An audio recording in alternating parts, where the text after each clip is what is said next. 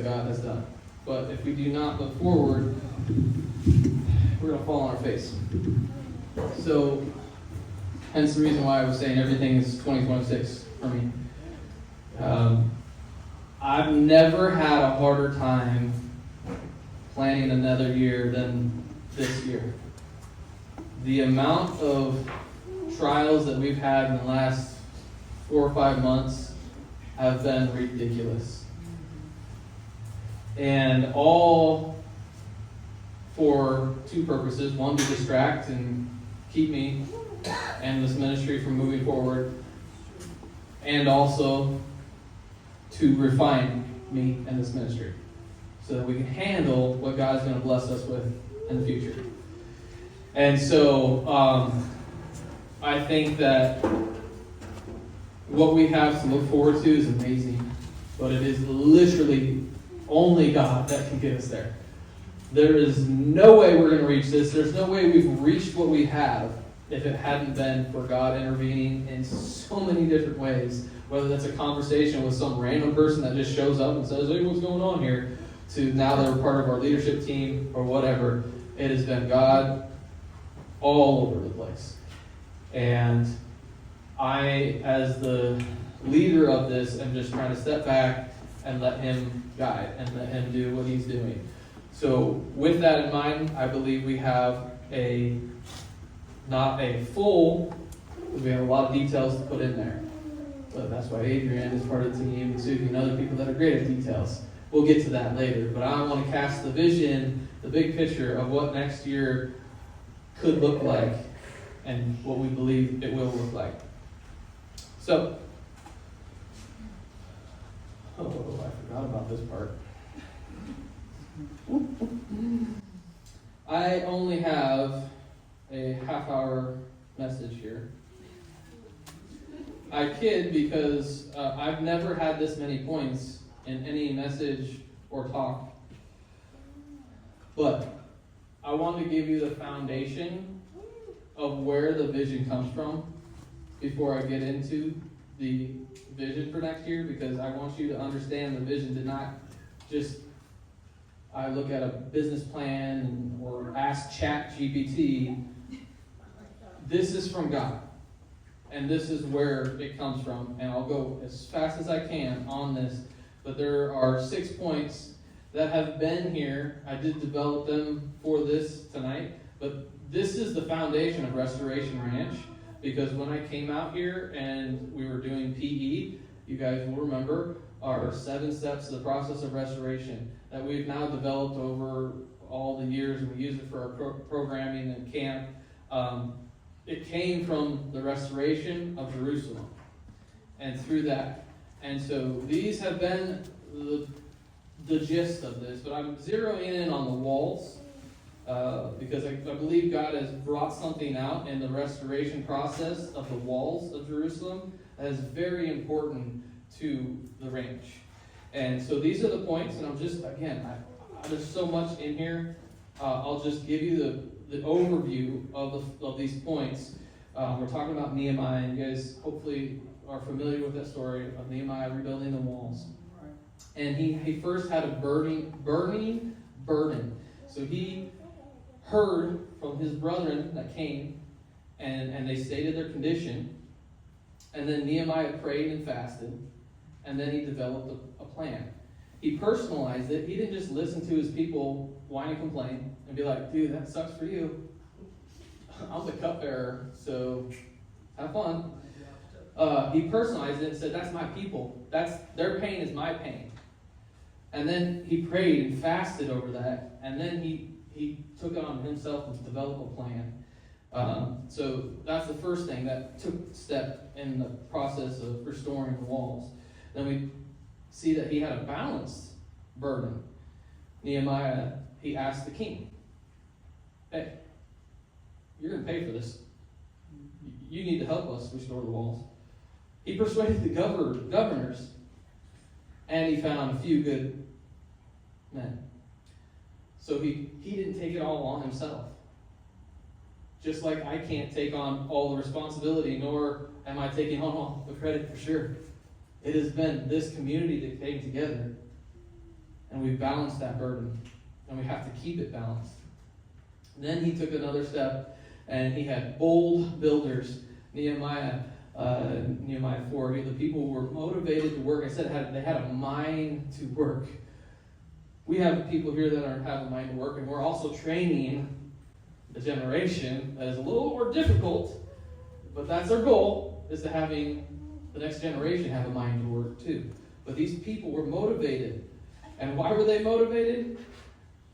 There's a funny little verse in there where he says, he put them on the wall next to their family. So they were building a wall to protect their family. And I think the more we here as a ministry understand the value of this ministry protecting the families of this community, the more dedication we will have, the more boldness we will have as builders in this ministry. He had a bridal blueprint. So these plans that he had, he interwove them with so many different aspects as he connects the families to the walls. He does that. And then the builders were ready to fight. You guys remember that point? Where he had a trowel in one hand and a sword hand in another hand. He was ready for everything. He didn't just here's the wall, we're going to build the wall. He was ready to fight. He was ready to have families, be next to families. He thought through, and I'm sure he thought through a lot, but it was divine. God gave him that blueprint. And then he had a blessed budget.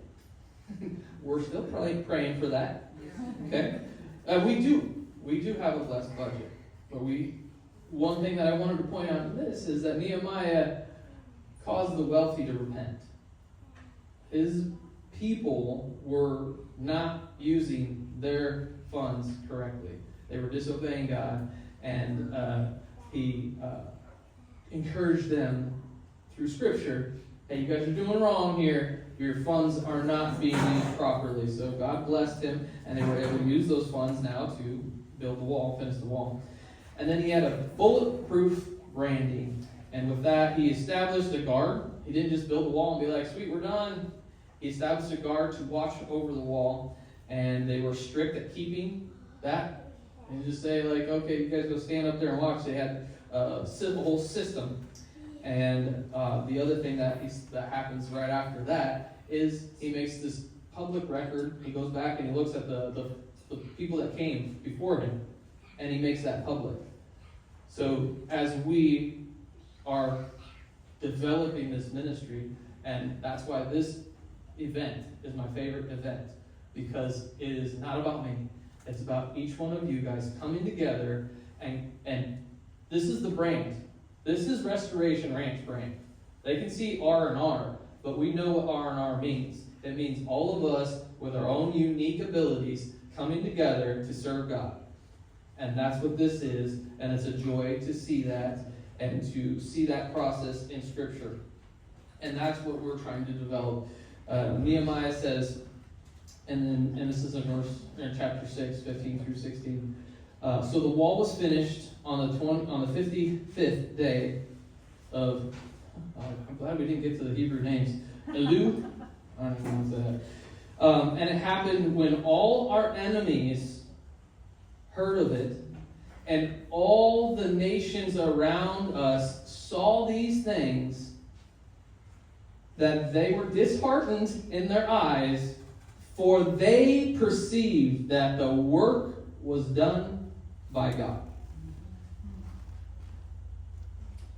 The benchmark for this ministry is twofold. We have the walls of separation standing. Are we different than the world? And is the world around us glorifying God? And that is why it's vital for us to be here as a community, because there's no one out there going, oh, that person built that. And if they ever do, when they get in and they understand, they will quickly see that it has taken this community to come together, and God gets the glory. It is God. So that is what we have to focus on through that. And that's what we have been focusing on and we continually work to focus on more. But with that in mind, I'll try to get done. Our vision for 2026 is to refine our operations to produce greater value. Our word for next year is refine. We're looking to refine everything that we do. And you understand the process of refining. It hurts, right? No fun burning. But what comes forth is more value. So we're going to go through and we're going to refine our systems. We're going to refine all these things that we do. And the three main things, and we'll get into details of what that looks like, but the three main areas is implementing our simplified systems. We have developed this year systems that will simplify all of our processes. We've got one of the hard things with me and Adrian is when she came along, she jumped in, she could understand what I was saying and what I was doing, and we did great.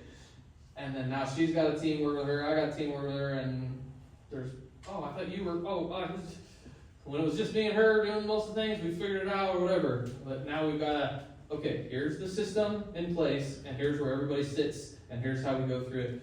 And we've got that simplified. Now that's what we're going to implement. We've built that, now we're going to start using that. Produce excellent in our current program and space. We have amazing programs. But if we're doing 5 million programs, they won't continue to be amazing. So we have programs, we're refining the ones that we are good at, and we're going to make them excellent. And we're going to make them the best in the area. And then we're going to maximize our reach without minimizing our spiritual impact. We're not just here to get big numbers. We are here to get impact. So we want to impact as many people as we can. But we're not going to sacrifice that just to reach a lot of people. So we are going to maximize our reach without minimizing our spiritual impact. Now, what does that look like? A little more detail. Here's some of the initiatives that we want to see happen next year. We're going to begin building project plans for fundraising. That's one of the areas of weaknesses that we have. I have a lot of dreams and a lot of ideas, and I'll just start working on them because that's how I operate. I go to a project and I start working on it, and when problems happen, I'll solve them as I go. And people, outside don't necessarily understand that vision as well. So we need to develop a plan that says it's well thought out. Here it is. And so we're going to work on these dreams that we have that we'll talk about a little bit. Here's the plan from start to finish, and here's what it's going to cost. Add more qualified leaders. We need more people that are not just here to pet animals or just to get away from this they understand the mission and the responsibility that we've been entrusted with here at this ministry. The farmhouse now is available. We've got to make that usable for programming. We need to add more homesteading classes. That's the biggest thing that we've been hearing from our PE families, camp families, and farm school families, is more homesteading style classes. Develop consistent discipleship program. We do that all the time. We're out here discipling. You've seen the ones coming up here that have been discipled through our programs. But it's kind of been just naturally done. We need to develop these programs for that. Camp program, better staffed and increased revenue. As we said, we did something amazing this summer with our program, but we weren't prepared for it. So we're going to be better prepared for it, and it's going to generate more revenue this time. Which, to give you guys an idea, our highest week for kids was 38. We have 46 signed up for next summer already. Yeah. Remember 38 weeks? Or 38 kids in a week? How many did you say? 46. You guys coming next summer? Yes, sir. All right. Increased revenue. Yes, increased revenue is key. Increase our farm school classes. Huge. So many people are excited about that. 36, I think, is the registered number for farm school. Is that right? 37? Okay, so we already have 37 registered for our next semester for farm school. We have 12 in a class, just to give you an idea. 12 is about the max. We're adding a Springfield location. I hope to have it January, but I am not forcing that. Springfield's a long way. It's a challenge to run a second location, let alone a third location. So if we don't have the right director, that's going to be key to that. So hopefully by January, but not. We'll try to get it the beginning of the new year, and increase revenue overall 15%. How can you help?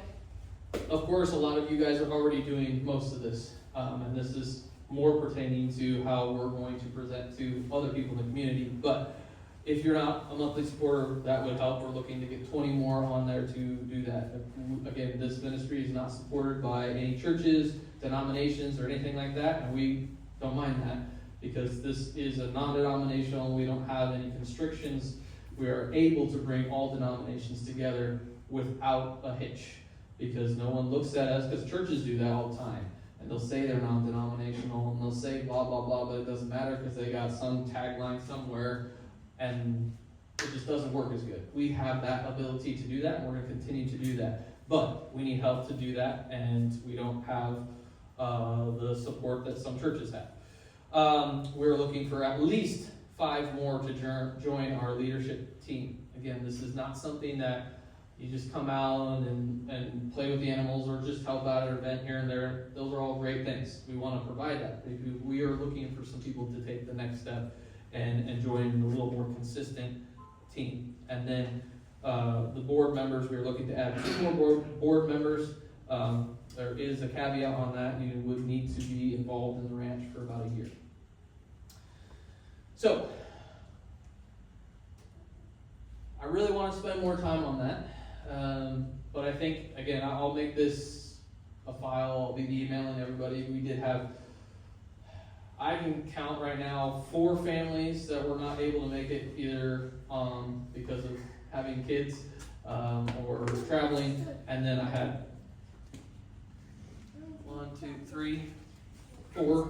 4 people cancel at the last minute. And so we have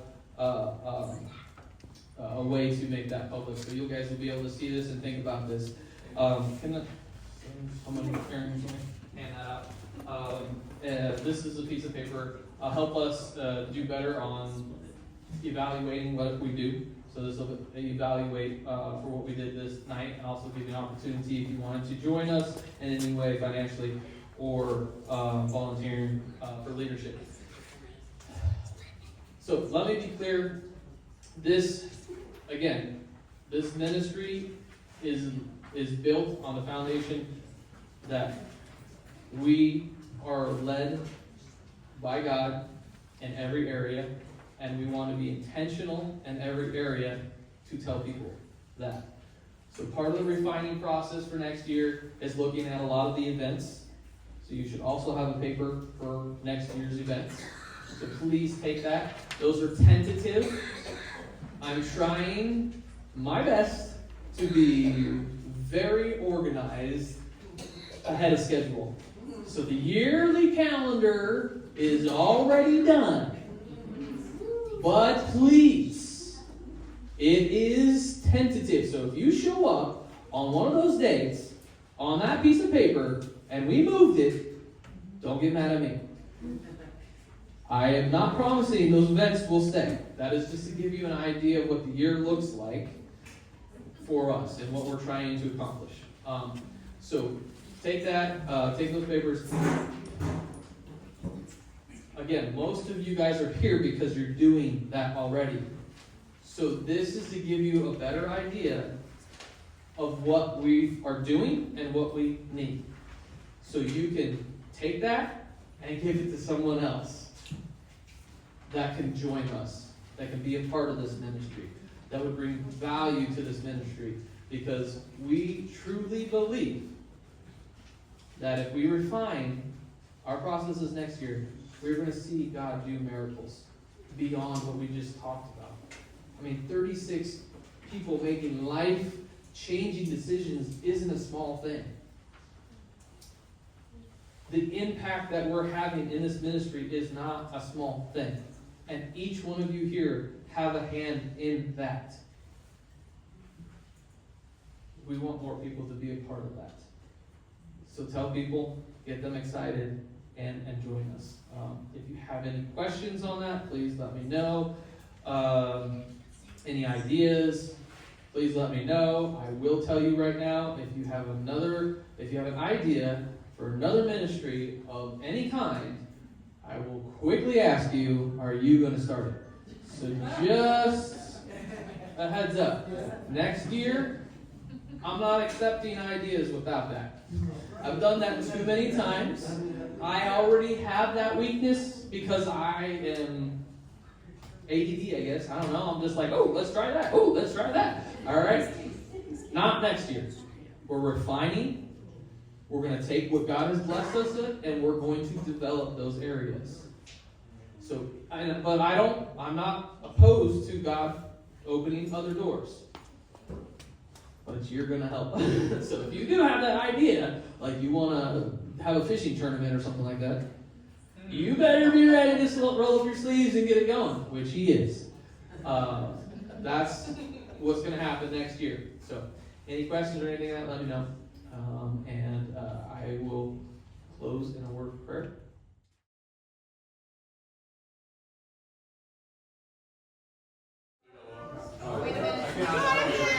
Oh, what? I just took it with the flashlight. What the heck is my phone? Oh, I was like looking all around for my phone. I forgot.